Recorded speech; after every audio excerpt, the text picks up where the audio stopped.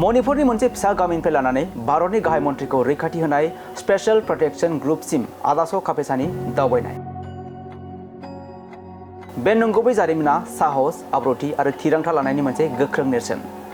सेनापति जिल्लानि काइबी गामिनिफ्राय फैनाय आदासआ सशस्त्र सीमा बल एबा एसएसबी आव हाबफैनायनि सिगां मोनसे जायगानि फरायसालिनिफ्राय गावनि दावबायनायखौ जागायदोंमोन। गोबां बोसोर गोब्राब नाजानाय, गोख्रों फोरोंथाय आरो साबसिन दिन्थिफुंनायनि गेजेरजों बिथाङा हादोरनि जौसिन रैखाथि मावफारियाफोरनि गेजेराव गावनि जायगाखौ मोननो हादोंमोन।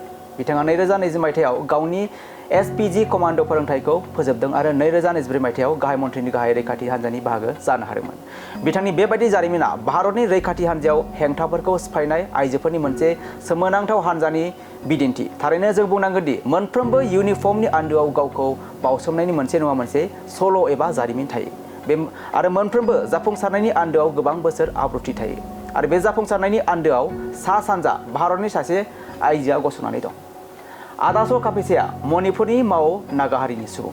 बिथाङा मणिपुरनि मोनसे फिसा गामियाव जोनोम मोनदोंमोन आरो गेदेर गोलाव जादोंमोन। गावनि गोब्राब नाजानाय आरो गोब्राब जुजिनायनि गेजेरजों बिथाङा रैखाथि हान्जायाव गावनि जायगाखौ गायसंदोंमोन।